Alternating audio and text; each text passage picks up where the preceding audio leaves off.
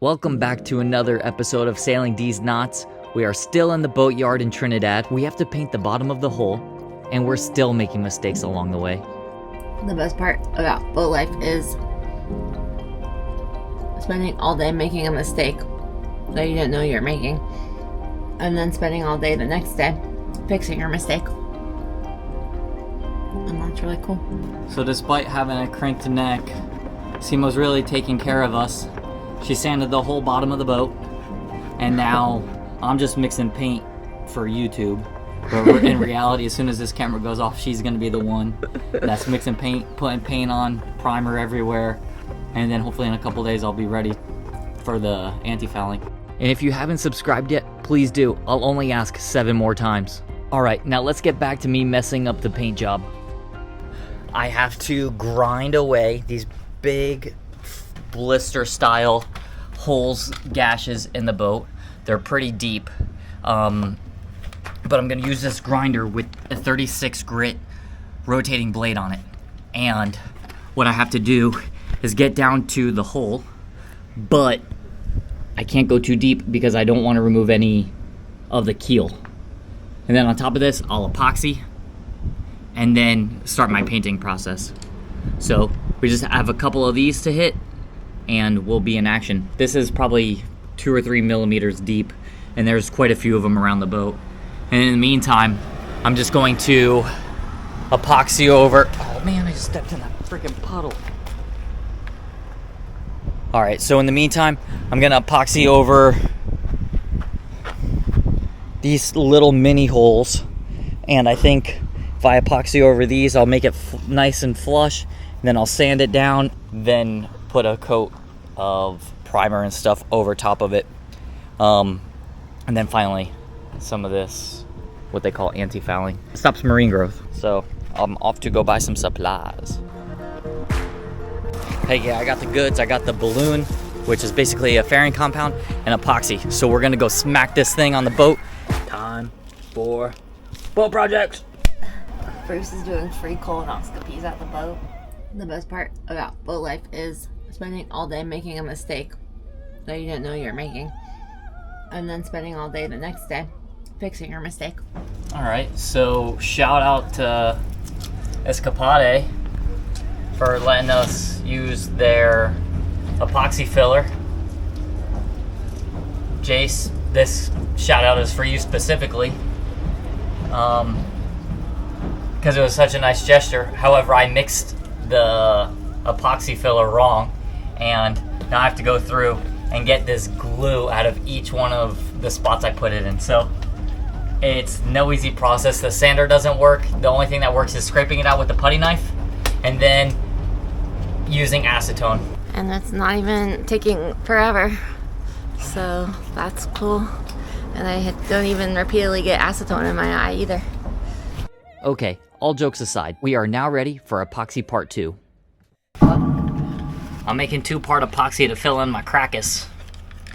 I'm doing this because the last epoxy that I had did not cut the mustard, so I'm gonna make this, and this is a test batch. This is what we should have done last time, but we didn't. We're trying to figure out where to put our epoxy filler. Our test epoxy filler. Looks so good. Bruce is It's like velvet cake. I want it so bad. But yeah, look at that. That's good consistency. He's gonna take it. I'm gonna swirl it. He's gonna swirl it. It's on the back of the spoon. It's on the back of the spoon. Stuff it in. Oh, that is thick. Golly, I'm gonna pull my shoulder out. That is different than yesterday, for sure. Alright, so it's in there. Now the hard part. Ooh, satisfying. I'm sitting here blaming my friend for giving me bad epoxy, and obviously you can tell it's user error. Okay, it was right around here when I cranked my neck. I could muster up just enough energy to film and complain. So Carol had to take the reins by sanding, painting, and doing all the manual labor that I should have done. We have anti-fouling on the boat. It's the black. what we need to figure out right now is if the antifouling they gave us is compatible with the antifouling we have on now. If it's not, then all of the work that we're doing is for nothing. So I'm gonna mix this up, get a little test batch going, give it 15 minutes and put in a second coat on. That's gonna tell us if we're good to go. Okay, so now we're looking for bubbles to come out of the new antifouling. Okay, so we're pretty unsure if it's bubbling or not. There's like the world's smallest bubble, so we're not too sure if it's like that's the reaction. I was expecting more bubbles than that. That's the problem. All right, so time to bring back the can of paint to the place where we got it. Yeah, we just watched, during Halloween time, we watched The Haunting of Hill House, which if you've seen it, there's the bent neck lady, and that's what Bruce looks like, because his poor neck. Yeah, you were laughing so hard last night. I was like, stop making fun of me. She's like, what do you want, bent neck lady? I'm like, that's not funny. This is $225 US per can. So we just spent $500 US on some paint. And all my years, I can't believe this. But the longer I sit here and talk to YouTube, the more work Simo has to do that I don't have to do. So let me go film her now. Oh, that's nice. I was so stoked to say that we spent $500 in paint, but that wasn't quite enough. So this is now $750 in paint, and I'm not happy about it. We're almost done. We got to like here on our second coat. So we were close, but not quite. And then we didn't have enough for our little spot touch up either, so whoops.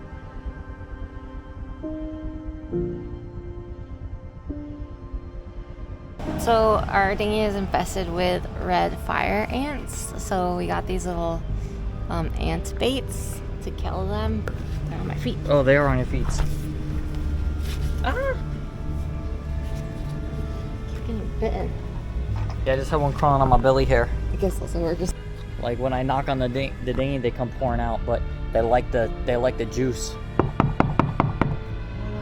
Okay, it says first ants will come in large numbers but soon disappear.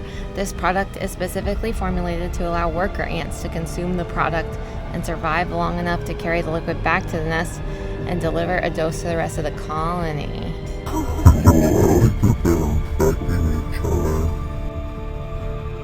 Our ant problem solved. It's gone. No ants. Okay, bye-bye compressor. Because the new fridge that we got is an RV fridge and the compressor is attached to the back of it, which it should be here in a couple days, and we're gonna be really excited to take on more projects. So now I'm just getting this big old hunkin' thing out, and I think what we're gonna do is use this space for our little other fridge, so we're gonna have cold drinks all the time. Where will all the tools go? All the tools will go up your butt.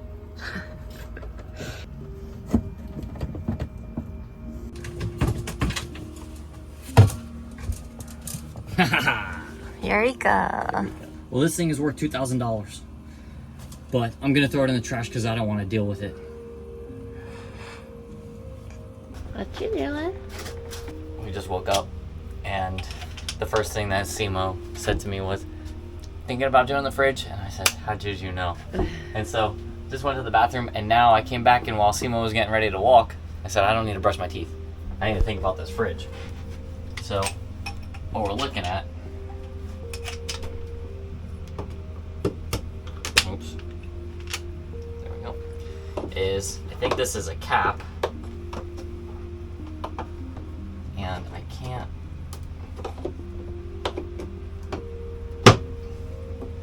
I need to get the cap off.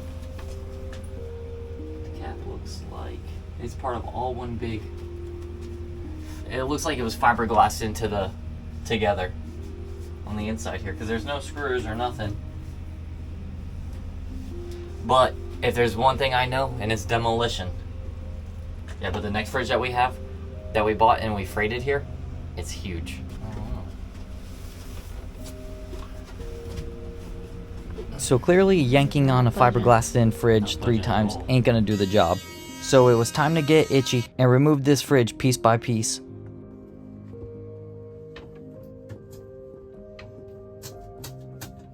If anybody wants a boat, let me know. It's for sale. I'll give it to you a good price. Won't even charge you for the fridge. You're gonna have to put a new one in. But this is a really good place for if you love midgets. There's a little stripper pole right there. You got all the entertainment. Can't have cold food, but I'll make it look real nice with the pole. I'm pulling out the foam. Bruce pulled out the fridge today. It took like all day pretty much. And now I'm just doing the rest of this little bit of foam. Because we looked at the measurements of the new fridge and it's tall. So getting this bottom foam out. But this is the hull of the boat.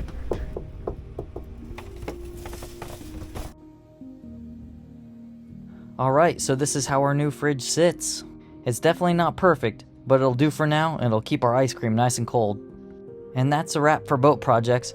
Thanks for watching this video all the way through.